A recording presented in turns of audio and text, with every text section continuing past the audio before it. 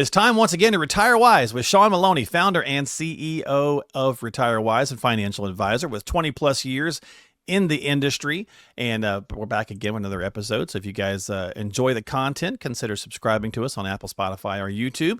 And don't forget to go check out Shawn's website if you got some questions, need some help about anything we talk about or any other financial information you happen to be catching. Always check with a qualified professional who does this day in and day out. And you can find them online at retirewisepro.com. That's retirewisepro.com. Mr. Maloney, how are you, sir? Doing good, my friend. Trying to beat the summer heat.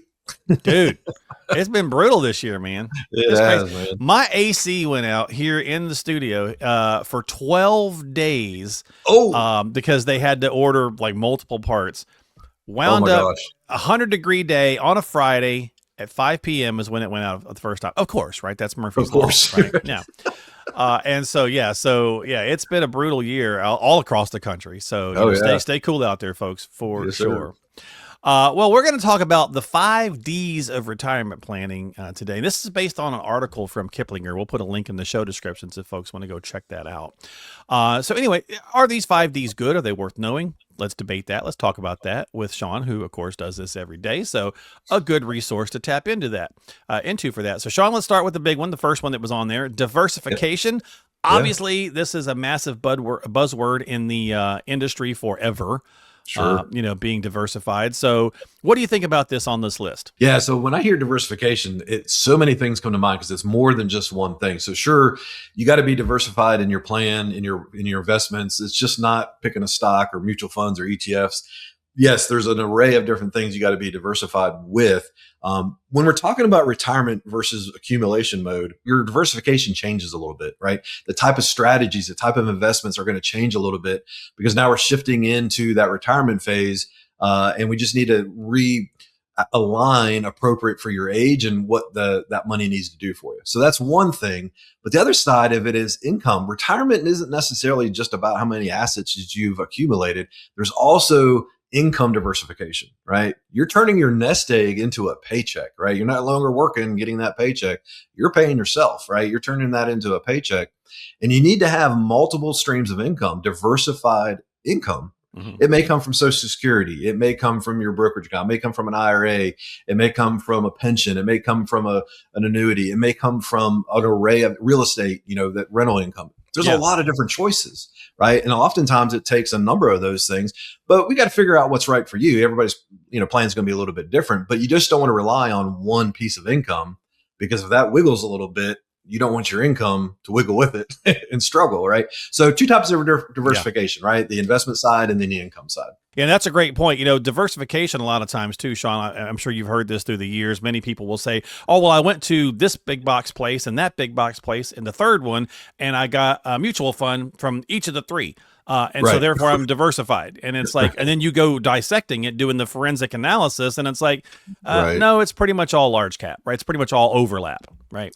Well, that's where it needs to be coordinated. That diversification needs to be, coordinated. And it's one thing I love as being an independent financial firm is, we're not tied into one particular area or another. We have the ability to go do whatever we need to that's right for the client, right? Yeah. And so we can look at the overall picture and do a large, broader scale diversification. Yeah, I think a lot of us, we just don't know because we don't do this, right? So we're checking off a box in our work plan or something like that, and we end up with a lot of the same stuff. Yeah. And so that's where, again, you want that analysis done to make sure that you are being properly diversified. That's right.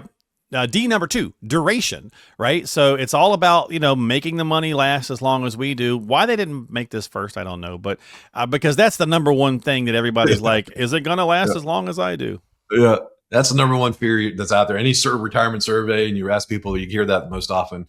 Do I have enough to make it last? So yeah, there's the duration. We call that longevity risk, right? It's the duration of, because we're all, we're living longer. So we got to make sure our plans are, can sustain that longevity. And that is a key piece. We want to, and here that ties back to the first one of diversification and income. We got to make sure that the income can last that long. But here's the other thing with duration. Your retirement, I look at this in multiple ways. Your retirement's actually divided up into a couple different phases. I call them, there's the go-go years, the slow-go years, and the no-go years, and they all got to be funded a little bit different. right? Mm-hmm. There's different time horizons. There's different things happening in those different phases of retirement. And so you kind of use this bucketed approach, if you will, to fund each of those. And we go a step further. We use what's called a fiscal house that also divides up your plan to make sure that each of those areas are funded the right way, because you have short-term needs, you got midterm needs, and you got long-term needs. And guess what? We don't have time to go into this podcast, but come see us and we'll dissect that for you, because each of those areas serves a different purpose, right? And that helps tackle that duration aspect of things to make your money last as long as possible. Exactly. So, I mean, it's all about that cohesive strategy, looking at all these different things. And number 3 on this list is a big one of these, and this is downside protection, Shawn. So at the time we're talking right now, I'm just clicking on this, and I'm going to go out a little bit. So the S&P 500, which most people say, oh, that's the market, right? Sure. So at the time we're talking today, over a 5-year window, it's up 70%. 70. Right. So if you had $1 million in there and you're thinking, over the 5 years, you're like, wow, I went up 70%. And it's easy to want to grab more, right? To kind of take care of it. But how, again, well, first of all, did you have all of that at risk in order to get that full 70%? Hopefully you probably not. But secondly, you got to start thinking, as we age, we start thinking, well, maybe I need a little bit of protection on the backside, on the downside, right? And I think that's where this is an important piece of that risk analysis. Yeah. And this goes into we talk about mind shift changes a lot with retirement. And this is one of them. Your investment style, your risk tolerance is how you invest has to change a little bit. We're shifting from an all out grow to a protect plus grow. You're always going to grow. We always want to grow your portfolio, but we have to your point, we got to shift a little bit of this into protection, because we can't afford, heaven forbid, if something like 2008 happens again, or even remotely half of that happens again, that could really affect the duration of your plan, how long your money is going to last. And so we're not swinging for the fences anymore when we're in retirement. Right. We want to grow. Anyway. You shouldn't be. But you're always going to have, it goes into those different levels, those different duration areas. We may be a little more risky with the longer term plans because we got time to make up. Yeah. Right. But this all speaks to a well-oiled, coordinated plan for each of those areas. For sure. Right? I mean, client A may have a pension and doesn't need to swing as for the fences nearly at all, where client B, who maybe comes in, has no pension and was behind on starting for planning for retirement, and maybe they do have to take more risk, right? Everybody's going to be a little bit different, but you still want to be aware of that risk, though. Right. And this long bull run we've been on, it's not going to last forever. Right. And here's the thing. The downturns usually don't last that long, but they do happen. Sure. And we don't want you to be caught off guard. We want you to be ready for it and be protected as much as possible. Well, and being younger, right, to your point about 08, I mean, basically, from 2000 to 2009 is the lost decade. I mean, it was just a rough window in there. But if you were 20, 25 or 30, and by the time it ended, you were maybe even 40, yeah, it sucked to lose 50%, but it didn't crucify you because you were 40, right? You had 20 years plus to work. If it happens, soon, and now you're 60, it's not as good. So you don't got as many years to try to make up there. Exactly. All right, number 4 on the list here, Shawn, from again this Kiplinger article on the 5 Ds is discretionary income. What makes that? What's the difference in income and discretionary income for folks? Right. So one of the first things we always do, we back into what people need for their plan, and it's all income based, right? How much do you need a month to live off of, to run your household? Take travel and all that stuff aside. We plan for that a little bit separately. That's sure. Everybody probably has a rough idea of, okay, my rent or mortgage is X. I spend X on utilities and food, blah, blah, blah. Right. Yeah. That's your general income. But I'll challenge people to think beyond that, right? What your discretionary spending is, the things that you don't necessarily open envelope or open an email and pay a bill. It's, going out to eat a lot, or you stop at the gas station and buy all these snacks, or the impulse buys at the store, or the 12 streaming services you don't account for, or, right. It's the little things that aren't, if you're good and you have a budget, that discretionary spending is usually unaccounted for most people. So we want to make you take a real close look at what is your true need for that month. Because what I don't want you to do is come up with a number and all it is your rent or mortgage and your utilities and whatnot. The big ticket items. Yeah. Right. And then you get there and you're like, oh no, and we plan for that. And then you really spend more than that, every month.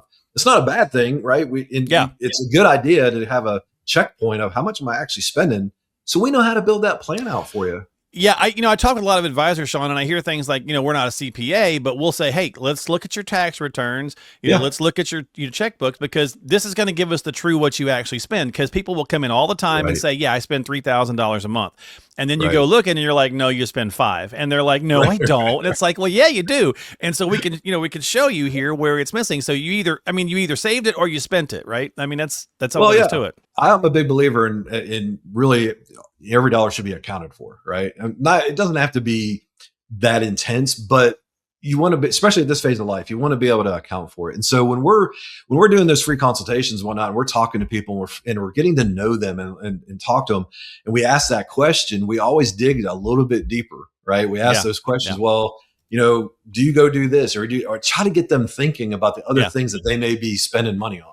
Yeah. And by the way, there is a link in the description, folks, for that 1 hour free consultation. If you'd like to do that, click on that link and get started today down there in the show descriptions. The final D here, Shawn, is drag. And this is really anything that drags down on your potential retirement. Taxes, high fees, inflation, whatever that might be, right? Yeah, no one wants to think about this side of it because you're in retirement. You want to be footloose, fancy free, right? It's a drag, but it's a drag. Hence the word. It's not fun to think about these things, and it's not fun to have to factor it in, but it's a reality, right? Yeah. That's part of our job as well. Yes, we want you to we have this whole framework called the Retire Happy Framework. It's our process to build your retirement plan, right? It's a trademark process. So we want you to have that Retire Happy experience. Right. But part of that is making sure everything's accounted for. Right. You want to be prepared. You want to hope for the best, but you want to be prepared for the other things. And part of it is being prepared for the drag. Yeah. Right. Yeah. We want to optimize your tax strategies. We want to make sure you're not paying more fees on things than you have to be. And so we want to look at anything that could take your plan and drag it down a little bit. Right. And because if you go into retirement without, especially the taxes, if you don't take a look at that and strategize and plan for it the right way, there are some things that catch people off guard. So there's some little nuances with taxes and retirement that are different than your working years. Right. And it can be a drag. It can be a drag for sure. My best friend was in the service for 20 something years. And he brought his, one of the guys' catchphrases back, especially when they're in country, is like, welcome to the suck, brother. Right. And so it can certainly be that way sometimes when thinking about strategizing and planning. But once you get it done, you get that, this is, this is done and I feel much better. And it's going to evolve over time. So it's not a one and done thing. But, at the end of the day, Shawn, it's, these 5 Ds here, one plan that hopefully holds up over time, but will require revisiting and some restructuring and some, redoing 100%. Along the way. So, and that's what those annual consultations are about, or whatever's needed, right? You come back in for those reviews and those updates. So if you need some help with that, if you're interested in that Retire Happy Framework Toolkit, go to the website. Again, we'll have the links in the show descriptions. It's retirewisepro.com. If you're listening in audio form, retirewisepro.com, and click on that. Get started that way. That's a great way to get started with the team there that Shawn's put together. So Shawn, thanks for hanging out and breaking it down as always, my friend. Enjoy it as always. Appreciate you. We will see you next time here on Retire Wise with Shawn Maloney. Hit that subscribe button on whatever podcasting app you use, and we'll see you next time.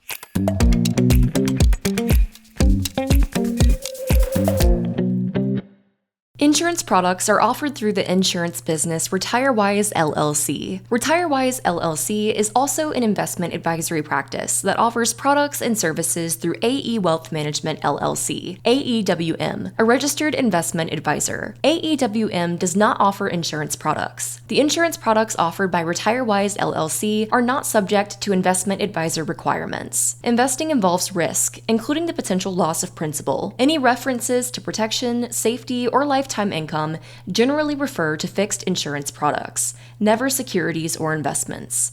Insurance guarantees are backed by the financial strength and claims-paying abilities of the issuing carrier. This podcast show is intended for informational purposes only. It is not intended to be used as the sole basis for financial decisions, nor should it be construed as advice designed to meet the particular needs of an individual's situation. RetireWise LLC is not permitted to offer, and no statement made during this show shall constitute tax or legal advice. Our firm is not affiliated with or endorsed by the U.S. government or any governmental agency. The information and opinions contained herein, provided by third parties, have been obtained from sources believed to be reliable, but accuracy and completeness cannot be guaranteed guaranteed by RetireWise LLC. The information and opinions contained in any of the material requested from this website are provided by third parties and have been obtained from sources believed to be reliable, but accuracy and completeness cannot be guaranteed. They are given for informational purposes only and are not a solicitation to buy or sell any of the products mentioned. The information is not intended to be used as the sole basis for financial decisions, nor should it be construed as advice designed to meet the particular needs of an individual's situation.